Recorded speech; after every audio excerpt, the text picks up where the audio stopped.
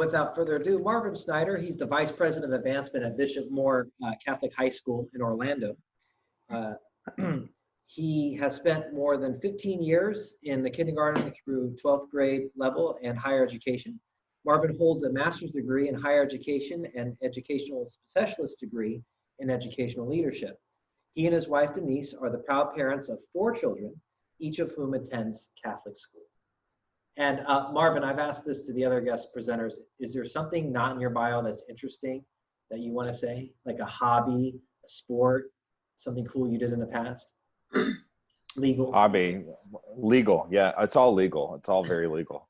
No, I love to golf. Golf is my hobby. And so besides being the Vice President of Advancement, I also am the varsity boys golf coach. And we've been having some great success over the past year. So love to golf, love to come down to your area of the state. We do own a timeshare down there in Fort Myers Beach that we come to every July, week 29. So we're anxious to get down there this summer and enjoy what, that little piece of paradise down there in the southwest corner of the state of Florida. Excellent. Thank you very much, Mark. Great. So, John, am I sharing my screen or are you putting the presentation up? I can do it. Perfect. Bear with me here. So it's a pleasure to be here virtually with you all. And I'm happy to talk with you, about the topic of how to plan a gala. Sorry about that. We're going to go back to the beginning. So, planning a gala or a special event, it doesn't matter if it's a gala, a dinner auction. These are fantastic gateway programs to get people engaged and involved in your schools. And as the old adage goes, engagement leads to investment. And so we definitely want people in our communities to be invested in our schools and, carry on our mission of serving the Catholic Church. So my presentation today is having light, we pass it on to others, which may seem, slightly unusual, but this is the motto of my college alma mater. Now, I'm borrowing from the Lutherans because it's a Lutheran college, Wittenberg University in Springfield, Ohio. But the interesting thing is there were actually more Catholics on campus than there were Lutherans. So a small Catholic or small liberal arts college, about 2,000 students, and we probably had about 750 Catholics on campus. So very active Newman Center. But I felt the saying and the motto, I've really used it throughout everything I've done. Having light or having knowledge or possessing something of worth, there's no greater gift than to pass it on to others. And so I'm just very blessed to be able to be here with you all today and share some of my experiences. I claim not to be an expert. I just have gone to a lot of galas and have put on a lot of them as well. And so I'm happy to share some anecdotal information that can help each of you hopefully plan a great and successful fundraising event in the future. The background you see there that is our theme background, and we'll talk a little bit about that in the future of this presentation. So how do you plan a gala, or how do you plan a dinner auction? And my contact information is there as well. So some things to talk about here is, how to make this happen. Now, some people, number one is to know your culture of your school. Do you call it a gala or a gala? Which one is proper, right? Tomato, tomata, potato, patata. If you want to call it a dinner auction, you want to call it a social, know your community and what you want to call it. For us at the high school level, we call it a gala because it's a fairly formal event. And, we want people to feel special when they come to it. I'm not opposed to it being a dinner auction or being a dance or a social gathering. It's whatever is most appropriate for your community. So there's a few questions or things that you need to consider, which you can see here, and we'll go through these point by point. And if anybody has a question along the way, I'm totally open to, like the days when I was in my classroom, you got a question, go ahead and ask the question, and I'm happy to answer it at that time. So what's going to make your event special? So when you plan an event like a gala, you really have to come up with what is going to be the differentiator. What's going to make your event different than the school next door, than the charity down the street, than the local YMCA, the public school, silent auction. What's going to make your Catholic school event special? Number one, I would say it's that you're Catholic and that it's a Catholic entity, and you're going to celebrate in some way your Catholic identity and hopefully the great things that are going on at your school. So think about that. Think about how the event that you want to plan or that you would like to plan could be different than what other people in the community are doing. Because and this is kind of a joke, when we first planned our first gala, the lady that I asked to be my first chair, she said, no, I'm not going to do it. And so then I waited about a month and I went back to her and she said, yes, I will do it as long as this isn't another chicken dinner. So keep that in mind. You don't want this to just be another chicken dinner. And I say that tongue in cheek because you go to a lot of these fundraising events and what do you have for your dinner? You have a piece of airline chicken or a chicken breast of some sort with some sort of mystery sauce on top of it. You don't want to be just another chicken dinner, right? You want to be a really special event that people will remember and want to come back to. So the other thing is this idea to theme or not to theme. That is the question. I'm at the high school level. I don't think there's a right or wrong answer, by the way. I think, again, it's really knowing your community. I tend to enjoy the events at the high school level as non-themed, and I can understand and appreciate at the elementary school level that there tend to be themes, because I think that communities can wrap themselves around it at a lower school level versus at a high school. But I'm not saying that you can't theme an event at a high school. We've chosen not to theme our event, and by not theming our event, it kind of is a theme.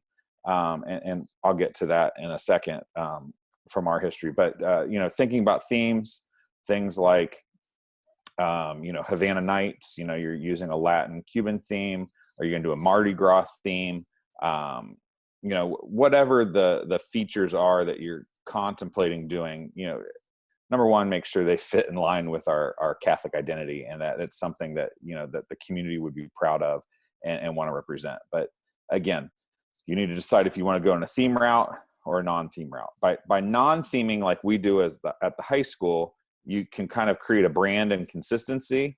If you go with a theme, realize that you're going to have to recreate that theme every year, if that makes sense to you. So if this year you do Havana Nights, next year you're going to have to change it to Mardi Gras. The next year you're going to have to change it to something else.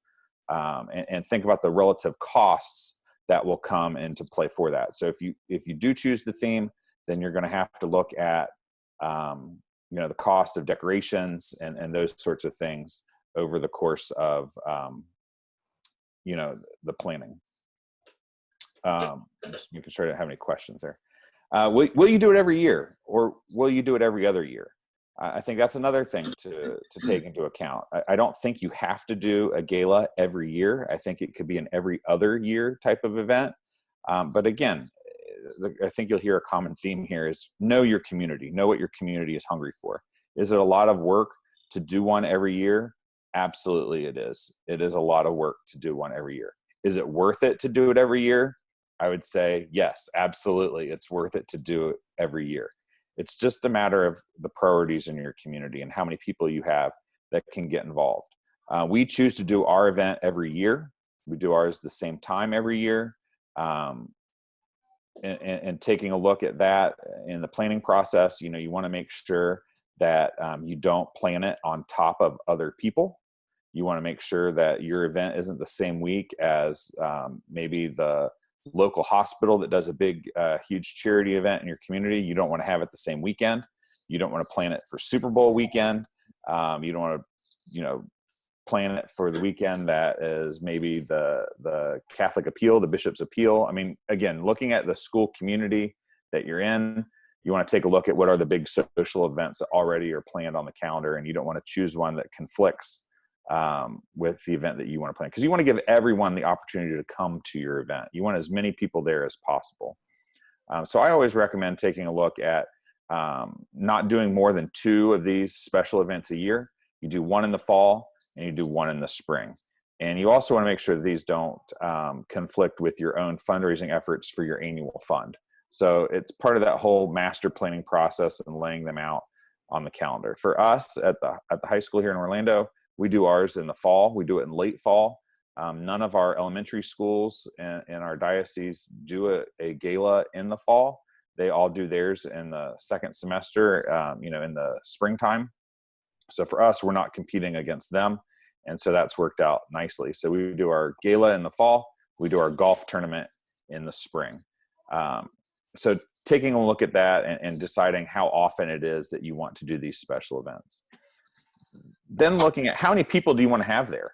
I look back to the first year again. So we're beginning this fall will be our 7th gala that the schools had. The first year in planning the event, I thought we were going to have 200, 250 people. Our first event had 700 people. So thankfully, I chose an event space that was large enough for us to grow. But how many people you're going to have at your event is going to be a major factor in where you have your event. If you want, leading into the next point, are you going to have your event on campus or off campus? Well, if you know that you want to have your event on campus and your gymnasium, which at most schools is the largest space that you have, or if you're attached to a parish, your parish social hall, you need to know what's that maximum capacity of people that you could, seat for a dinner in that space. So if you can only hold 200, 250 people, you need to think about that in the planning process when you build out how much you're going to charge per ticket, what the demand is in your community. And so sometimes it may be better for you to hold your event off campus than on campus, simply by the sheer number of people that you plan on having at your event. I think most gymnasiums, you're probably going to be 200 to 250 people comfortably being able to house a silent auction, being able to house dancing, dinner, all of those sort of things. That's probably going to be about your average on what you can hold in a gymnasium or social hall. If you have a space that's larger than that, then kudos to you on your campuses. But if you think you're going to have more than probably 250 people, then you're going to need to look off-site. And when you do decide to go look off-site or off-campus, you want to make sure that it's a location that people can get to easily. You want to make sure that it's a location that people associate, positively with. That's a great representation of your community, and that it's a nice venue. So again, on campus, off campus, how many people do you want to have? Those things tie in together nicely. Did I mention that you need to plan? Yes. I think planning a little here, a little there, you have to plan. Our event, like I said, is typically the second weekend in November. As soon as that event is over, I already begin planning for the next year. So our event, we plan 12 months a year for our gala. And by doing it 12 months of the year, you don't have to inundate yourself with too much at one time. You can do a little bit at a time. Of course, there's higher demand for your time the closer you get to the event. But by planning things out a year in advance, by laying out calendars and schedules and responsibilities and checking things off your to-do list, starting a year out is always better than not. Now, if you don't have a year to plan, that's fine. You can do all of these things in a shorter amount of time. But next year, after you have your event, go ahead and start planning right after. It's paid off tenfold in taking a 12-month approach to planning these special events. Any questions on this? Is kind of like I don't want to call it the boring section, but this is the very important foundation of planning a good event, is all of these upfront questions. Yes, all of these. Yeah. Did anybody have a question at this time? Yep. Yes, ma'am. Claudia. Yes. In the plan, it's good to honor somebody, especially, for example, I went to the other gala this year over there at the Epiphany Cathedral, and they honor a sister over there that you are retiring. So That's a great question. That is an absolutely great question. So again, going back to what makes your event special, and I should say, so our gala, we call ours the Legacy Gala. We were for something unique to do in the area, and we realized that no one in the area was, what does the word legacy mean? Well, legacy means, to make an impact today that's going to last for generations to come. And so for our event, what we've decided to do is every year we will honor 2 to 3 people a year who have made a positive impact on Catholic education in the Central Florida region. Again, at Bishop Moore, we're the only Catholic high school in Orlando. We're the only Catholic high school for 60 miles here in Central Florida. So we have a very large reach. And so that's why we said honoring someone not just in the Bishop Moore community, but it can be someone that's, helped out Catholic education at one of our partner schools, somebody who's helped out, in any number of ways throughout our Central Florida region. So we've kind of taken a larger purview of the diocese in Central Florida. And so we do that. That's exactly what we do is we choose to honor people each year. This fall, we are honoring Senator Mel Martinez. If you all are familiar with Mel Martinez, used to be Secretary of Housing and Urban Development, former U.S. Senator. He came here to the United States as an immigrant as part of the Pedro Pan program from Cuba, and came to Bishop Moore not speaking English, and was housed at one of our parishes, and came to high school, and really credits his Catholic education for those 2 years, it might have been 3 years, that he was at Bishop Moore with getting him to where he is today. So we're honoring Mel Martinez, and then we're honoring a longtime Spanish teacher at our school who also is a immigrant from Cuba, who came over during the same time period. But she's renowned in the state of Florida with Spanish education, taught at the school for 30 years. So there, you could say we might have a mini theme. They're both from Cuba, but we're not going to change the general. Our school colors are black and gold, and so like the opening slide, you saw a lot of our black and gold and Legacy Gala as our theme. It's our non-themed theme, if you will. So yes, I like honoring people. If you have people to honor, if you don't have people to honor, then it's probably not a good idea. But again, that's knowing what's unique for your individual community, and also in making your event successful. When you honor people and you're strategic about who you honor, a lot of times they'll bring in members of the community that may not have otherwise attended, or they may bring in people who are outside your community who would attend the event. And so I think when you look at honorees, you need to make them strategically and make sure that they're adding to the value of your event. Great question though, Claudia. Thank you. Other questions about this slide? I have a question, Marvin. Do you use any special project management software or some type of a checklist to make sure that you're hitting all these points regarding scheduling and who you want to attend and things of that nature? So that's a yes and a no. And I'm happy to share I'll email out our we because we've done it and I've done it and I've started it from the ground up. I'm kind of the keeper of all things relative to the gala. But we do have a timeline that we operate off of every year that lets us know, basically when did we begin these different phases. And I'm happy to share, and you can adapt it to your own situations and looking at the planning phases and when marketing happens and when ticket sales begin and those sort of things. So I'm happy to share that out with everyone. You can email it or send it out to this group. That's something that would be helpful. Yeah, I'll send it to John because I don't know that I have everyone's email address, but I'll send it to John who can send it out to the group. Or if there's other specific questions at the end, I can email anyone individually as well. My email will be shared up there. But yeah, we do. We generally, what I've done is I create a binder. And so from your first gala, I have my binder. I'm old school, okay? I'm going to readily admit I am old school. Digital files are great for some things, But when it comes to planning an event, I'm old school, and I print things and I stick them in a binder, because I can already know and go to that tab where I see, yep, you're absolutely. I see some heads nodding. I'm not, against doing things digitally, but there's just something about being able to pull out my Gala binder. I can flip to that section. I have a historical of who my sponsors were in previous years. I have my timeline right there. For me, I can find things faster that way. But again, all those things in my hard copy paper binder are things that are produced digitally, right? So I will email that out. Great question. Marvin? Yes. I'm looking at another computer of your website and the video that's happening behind here. How many students do you all have? We currently have 1,430 students at our school. Okay. And you have a nice size advancement team.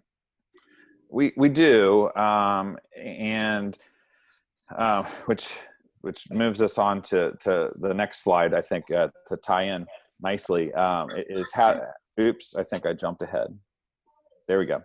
And it's talking about your team. Who are your team of people to help plan an event? So great question there, Jeff, talking about the size of our team. So I think when I was with you last, people asked how many people on your team, and they hear that we have 9 members of our team. They're like, oh my gosh, that's so many.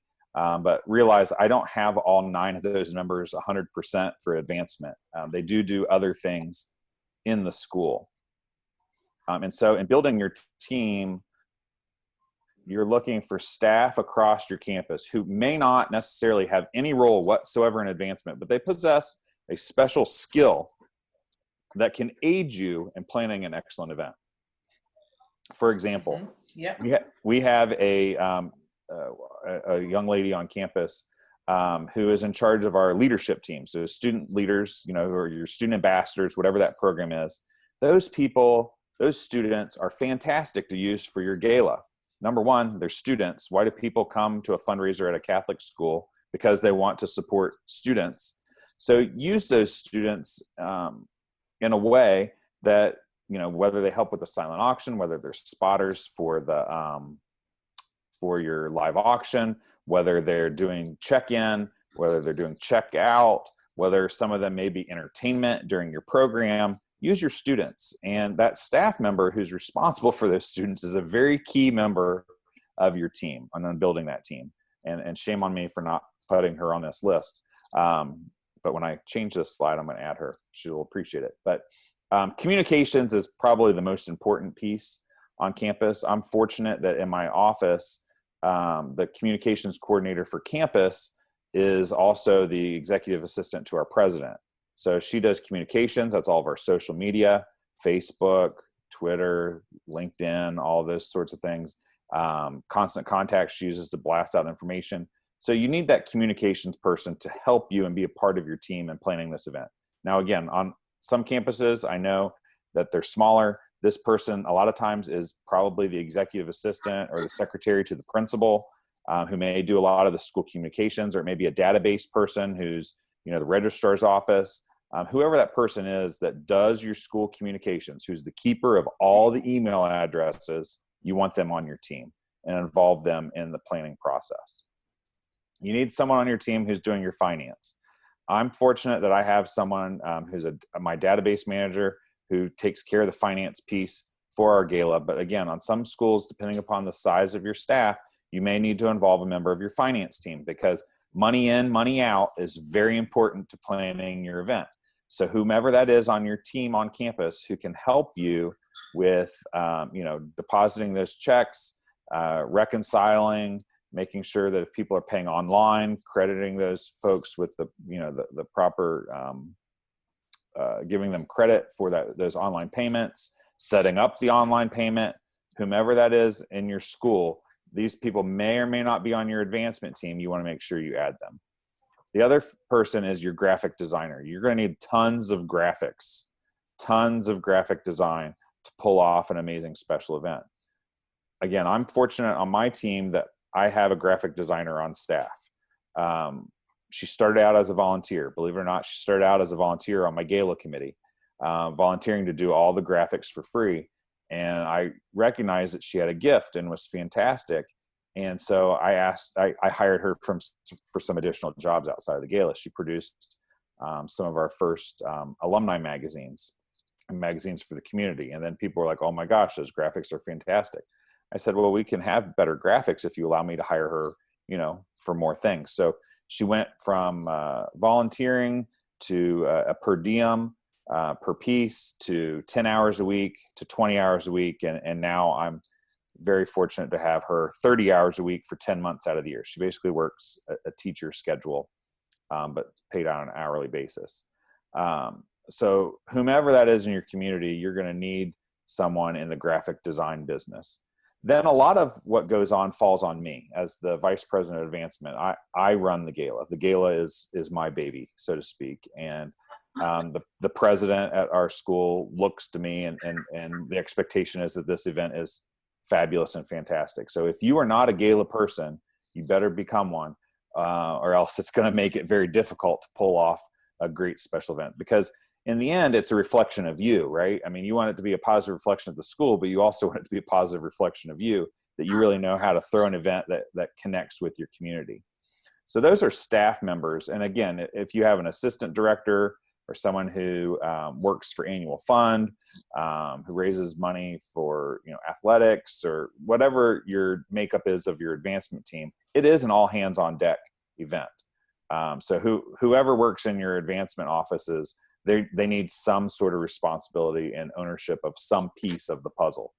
These are just folks that may not necessarily fall within the parameters of your advancement office. If you are a one-person shop, then you have to wear all those hats, and you're going to need to go out and probably find volunteers to fill those other roles and coordinate that with you. Those volunteers can include members of your faculty. I know that all of our campuses have great faculty members who are willing to give a portion of their time to put on a great special event. So don't look past those faculty members who can add value to the planning of your gala.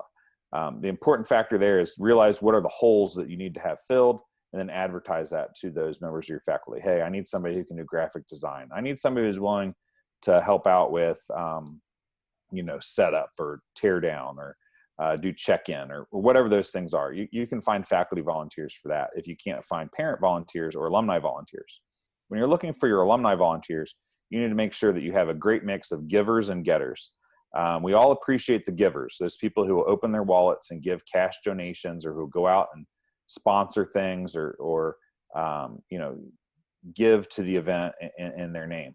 But it's equally as important to have getters, those people who are connected, those people who have friends of friends, those people who are influencers, who may not have the financial capacity, but they're well-known members of your community, who are kind of your mouthpieces, if you know what I mean. Those that, if you need to find out what's going on, you go to, Miss So-and-so or Mr. So-and-so, get those people involved. It is an all hands on deck. The more people you have involved, believe it or not, the larger your gala committee, the better run the whole event's going to be, because then you, as the leader of the advancement team, the head of this gala, you're not going to be overwhelmed.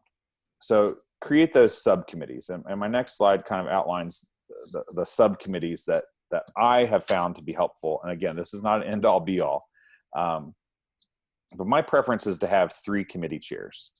I think that by having an odd number of people responsible for the gala, it's a lot easier to build consensus, believe it or not. I've seen events where there's one person who's in charge of the event. There's one gala chair, and that person rubs people the wrong way. That doesn't go over very well. See, I see some smiles. And 2 people, 2 people is better than 1, in my opinion. But I've had 1 year where I only had 2 chairs, and it was more challenging having 2 chairs. So 6 of my 7 years, I've had 3 chairs. And I can tell you, the preference is 3, because again, you have greater ability to bang ideas off of one another. You have a greater reach, because each of those people has more friends. It's kind of like, the loaves and the fishes, and, multiplying. It's the 7 degrees of Kevin Bacon. You want to involve as many people as possible. So if you can find 3 people, one of which I would recommend is a giver. One of those people have the financial means to be a major sponsor for your event. Also have one of those people as a getter. somebody who is an influencer who may not have financial ability, but is a very active, vocal member of your community. The third person, again, I would just make sure, I would try to spread the wealth in such a way that you want to have people from different demographics of your community. So, it could be a husband and wife. I've not had that in the past. I've only had female gala chairs. I've never had any men want to volunteer to be in charge. I've also never asked any men. That's the other thing, is I actually go and solicit someone to be my chairs.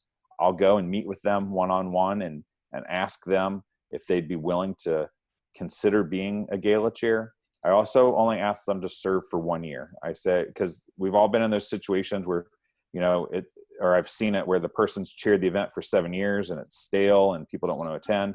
So I ask my people for a 1 year commitment. I say, will you give me 1 year to be in charge of this event? And when the event is over, if you want to come back and be on the committee a second year, I will take you. I will gladly take you. But I'm asking you right now to only commit to me for 1 year. And that's really helped us. And that's in all these positions. So again, my recommendation is 3 people as your chairs. It could be male, female. At the high school level, if you've got multiple partner schools that feed into you, I would do my best to make sure that these people are from different partner schools. Again, that's going to help you get buy-in from different communities that feed, different parishes or different demographics that feed into you at the high school level. At the elementary school level, I would make sure that they're people from different grade levels as well. Yes, ma'am. Okay. I wanted to just jump on that a little bit. It sounds like, you're in a big school and a lot of us aren't as big as you. So it's great to hear different ideas from you. We can froth at the mouth in hopes to gain, a team like you have. I was proud to say that we did have a team of volunteers and we had some chairs, if you would. But being in charge of it, I still did the hands-on every day. And I'm wondering if you actually hand it, and I know being in charge of it, you never hand it totally off, but if your chair is really like running with it completely on its own, they're the ones that are coming and then have the subcommittees, or if you're still kind of hands in getting dirty and all that.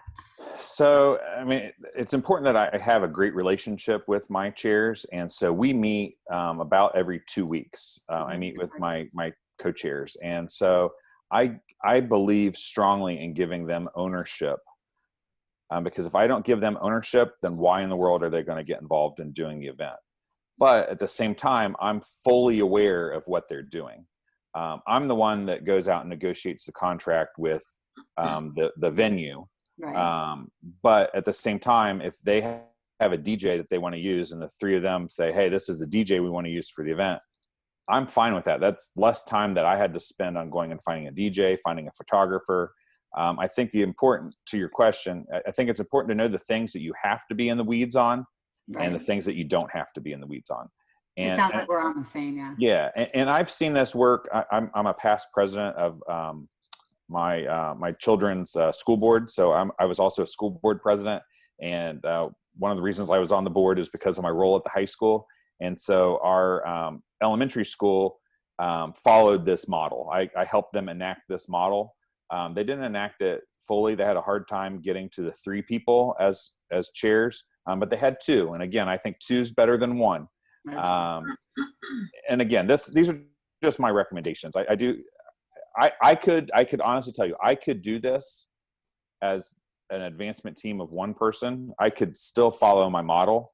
I would have to work harder at it, but I could still follow the model. And again, if you utilize those resources of other people on your campus who are willing to become involved and be an active team player, I just recognize that when the rubber hits the road, it's all going to come back to the paid employee, right? As the paid employee of the school, if anything goes wrong, they're not going to your gala chair. It's coming back on you. So I do keep that in the back of my mind when I plan things, but I'm not going to get overly involved in what they're picking for centerpieces on the tables and, those sort of things. Will I attend the tasting? Absolutely. I attend the tasting. It's fun. It's a great opportunity to mingle with my donors, right? Because these gala chairs, they've identified themselves as people who are connected and committed to your cause. So these are great leads for major gift donors in the future. I found that your gala chairs, again, this is feeding the pipeline. These people that get involved in your gala, they're people that are going to become involved and help, be strong supporters of your annual fund, of your capital campaigns. I mean, these people don't volunteer just because, they want to do a gala. They want to they're identifying themselves as people who are extra supportive of your community. So take those as signs and signals. Hopefully that answered your question. So these are my subcommittees. Silent auction obviously is your major piece. Without a silent auction, it's really hard to raise a lot of money at a gala. And a lot of it's going to depend upon how many auction items you have.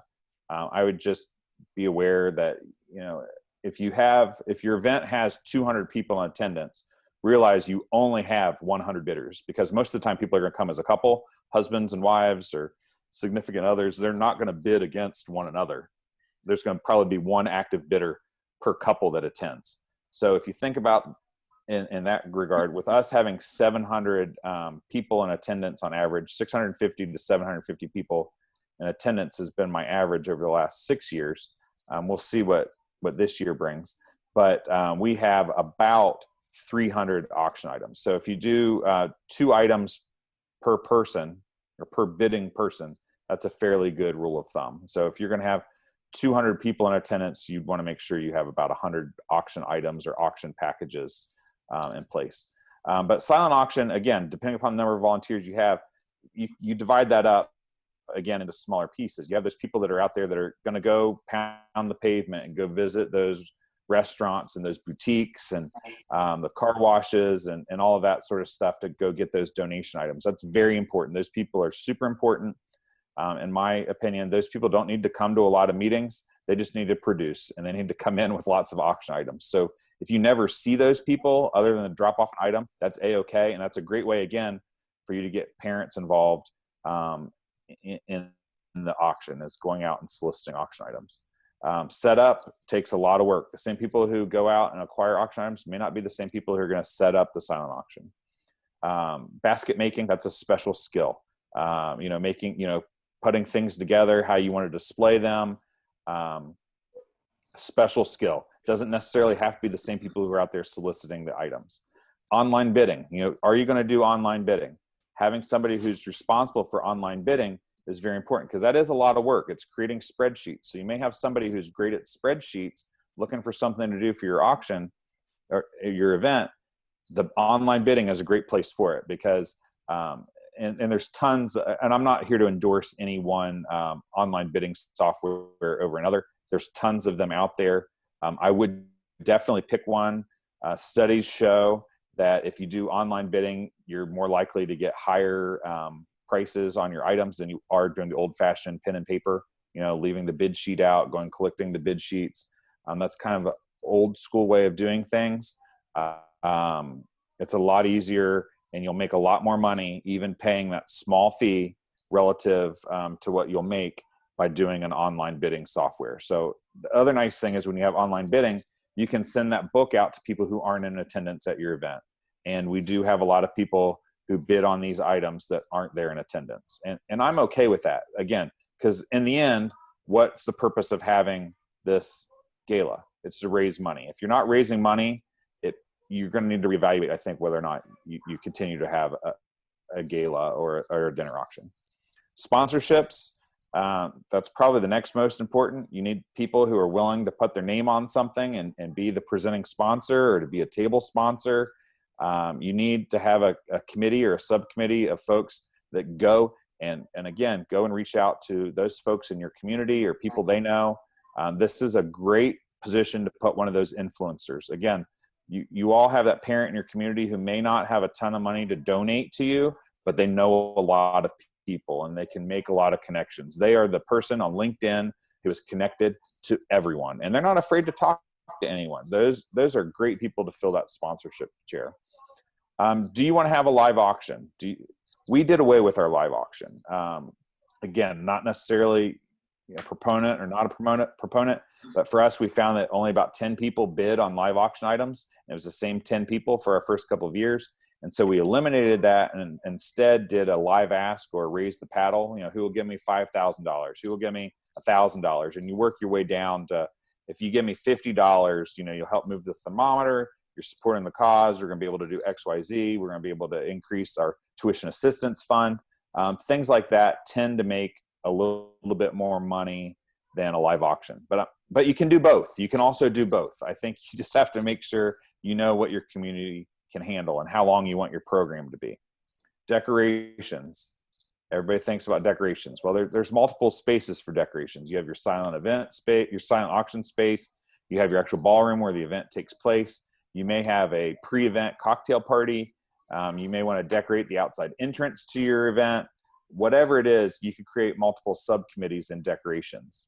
And decorations are also important. If you theme your event, those sort of things are vital. By non-theming your event, you want to make sure they're classy and appropriate for what the event is. Again, we want all these things to be representative of our Catholic identity. Program.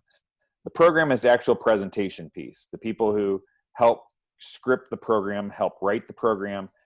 This is where staff is more heavily involved because, again, you want to make sure it's all mission-driven, mission-focused. But you may have somebody, a parent volunteer or an alumni volunteer who's really into, they may be an event planner, they may be a newscaster, they might be willing to serve as the MC of the event and help piece things together, help create the flow. It's just another place that people can get involved in your gala committee. So again, I'm a big fan of more people involved than less people involved, dividing things out. With my co-chairs, my 3 co-chairs, they each take an area of responsibility that they supervise. So one of my co-chairs specifically works with silent auction. The other works with sponsorship. The other works more with program, and they divvy those things up. So again, it creates kind of like a silo that filters up towards you as the advancement director, vice president of advancement, working with all your volunteers. So what are other resources? And again, in your community, these are people that you should leverage, that you could get things for free from or things at a discount. If you're having your event on campus, you may have a parent or an alum who's a caterer. Ask them for a favor. Ask them for special pricing. If one of them decides to donate their services, list them as a sponsor with an in-kind donation.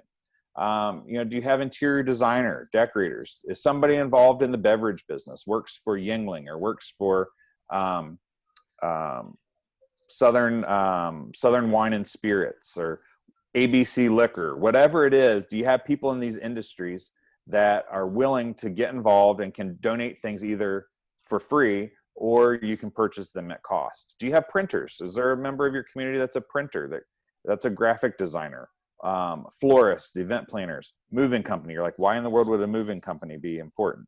Well, you have to transport these silent auction items from your school to your event space if you hold your event off campus.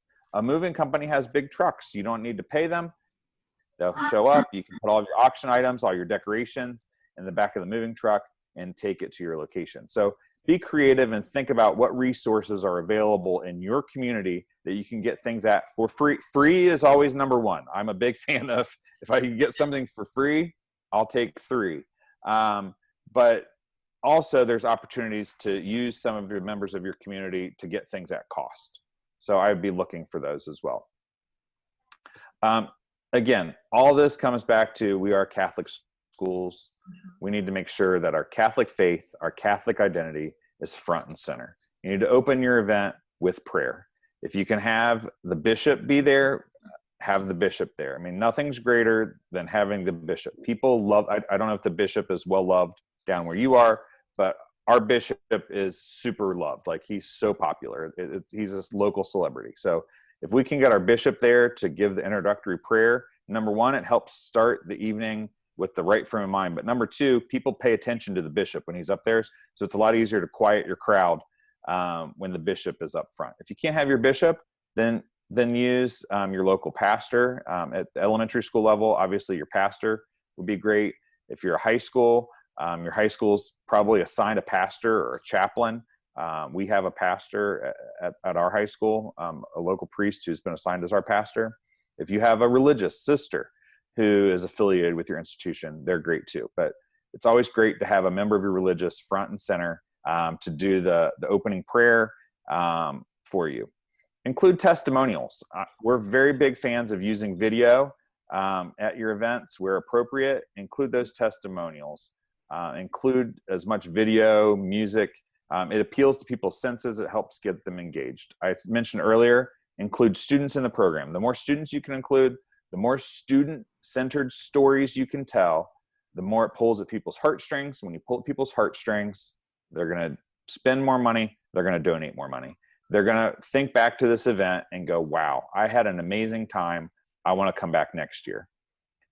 When you're looking at your evening itinerary and you're contemplating, do I have the flamenco dancers or not?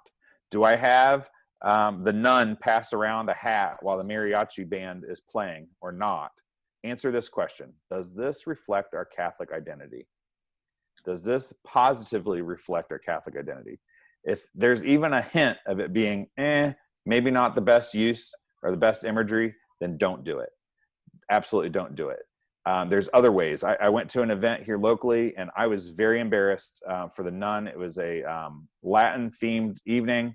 They had taco bar, which I thought was a little tacky, but the nun literally, who was the principal, walked around the room with a mariachi hat asking people for cash like it was a collection plate. Probably wasn't the best imagery. Probably could have been done a lot differently and achieved a greater result. But the problem there is that there was not a staff member at that school who was in charge of the event. The event was strictly parent run and parent led. So that's why I think it's important to have that relationship between the volunteers and staff. Staff need to be the final call because, again, people don't know that that event was led by strictly volunteers. For all they know, they think that the sister thought that, you know, it was a good idea. It wasn't. I'm still talking about it 5 years later as a bad example. So, answer that question. Lastly, thank people. A gala is a place to show your stewardship. Thank people 5 times. Thank them in the beginning when they get there. Thank them when they leave. The event from beginning to end is showcasing your school and your institution. So think about how people are greeted when they walk in. What's the images that they're going to see when they leave? What does it look like when they leave? We've added something very nice. Again, we do ours off-site because of the number of people that we have, and we do it at a hotel. Well, the following morning after our gala, we have mass. Our pastor comes back to the hotel. We gather people and say mass the next morning. We don't do it at 8 a.m. We do it like around 9:30, 10 o'clock. We say mass, and immediately after mass, our president hosts a brunch there in the hotel for those people that stayed the night. So again, it's a continuation of those people feeling loved, engaged, and involved. A little bit of investment on your part can lead to a huge investment and a huge impact on your schools. So you're saying that you have a good, like yours turns into a 24-hour thing where a lot of people will stay at the hotel or may choose to come back the next morning to do a mass. That's correct. That's correct. And so with ours, we again, and while I'm talking, there's some images. You can see that although I call it the non-themed theme, you can see there's a consistent theme here. Everything's black and gold. Everything looks branded. Although it changes each year, it still looks like our event. Like people will look at it and go, oh yeah, that's Bishop Moore. The dome is something, that's our dome. If you've ever been to our campus, we have a dome. And so we kind of use that as a representation of our history. But back to your point, in our sponsorship packages, if you buy a table at a certain level, you get a hotel room with your purchase of your table. And so those tend to be your higher level sponsors. And so we wanted to do something special for them. And so that's where the mass came, but it's open for anyone. The brunch is open for anyone. We get about 100 people at our mass the next morning. And those 100 people then go and have brunch with us there at the hotel. And again, that's part of the negotiating process. the hotel gives us a certain amount of free hotel rooms that we negotiated in our contract with them. And again, the hotel GM is a relationship that we've developed. His son graduated from our school. So, you know, it's leveraging those relationships. We're still paying for something, but we know we're getting exceptional service because we have a great relationship with the general manager. Do you use the Lowe's Hotel every time, the Royal Pacific?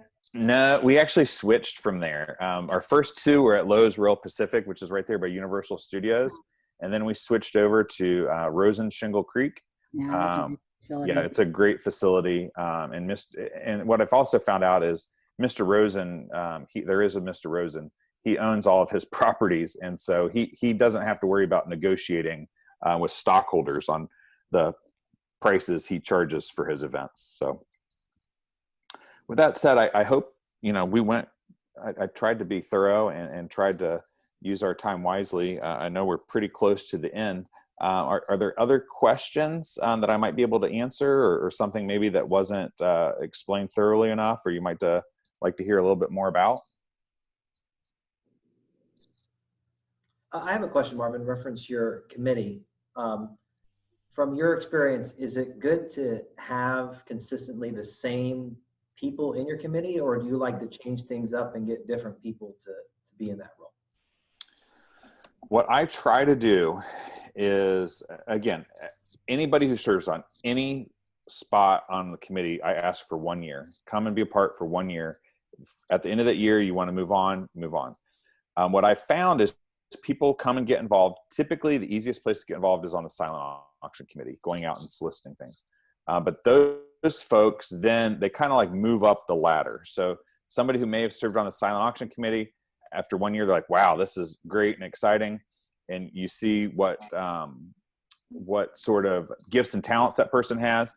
And so that next year they may become a co-chair for the silent auction, or they might want to be sponsorship. So I kind of use being a part of the greater committee as a building block or a stepping stone to kind of move throughout the process. I generally don't have people brand new to the committee chair the committee. Typically that's not, it's right. I see some shaking heads. Typically that's not a great idea and can pose some challenges. So most of the people kind of start as a committee member, then move to a subcommittee chair.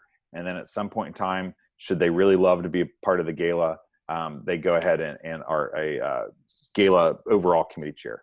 I have had people, believe it or not, don't be afraid to start advertising right now. You know, your 8th grade families, those of you at the high school, your 8th grade families are kind of like in a weird place, right? They're ending their elementary school experience and they're getting ready to come to high school. And in this virtual world, they want to connect somehow. I would start advertising to them, hey, come and be a part of our gala committee. It's a great way to meet people at the start of the year. And I have one dad on my committee. He's my silent auction setup guy. He started on the gala committee when his son was in the 8th grade. His son's graduating right now, and he's going to return to the committee next year. So he's going to be 6 years on my committee just because he loves it and loves being a part of it. Of course, he's going to train some other people. But I've had great success with people who are 8th grade parents looking to have a new experience. Go ahead and get involved early and be a part of the gala committee. So obviously, if you've never had a gala before, you got to start somewhere. And so you're going to have to start with new people. But if you've had a gala in the past, I would look at some of those subcommittee chairs as folks that can move on up. The other thing is I want my gala chairs, my 3 people at the top, I give them some responsibility and ownership to find folks to fill those subcommittees as well. I want them to reach out into their circle of friends and to branch out to get more people engaged. Again, use those people as influencers because you want them to work well together. You know, if you know that, you know, Miss R and Miss Q don't get along, it may not be a great idea to have them serve on the same committee or even serve on the gala committee together. So then you have to choose, do you want Miss R this year and you can use Miss Q next year? So you kind of have to know the personalities of people out there and you know, make sure you have good balance.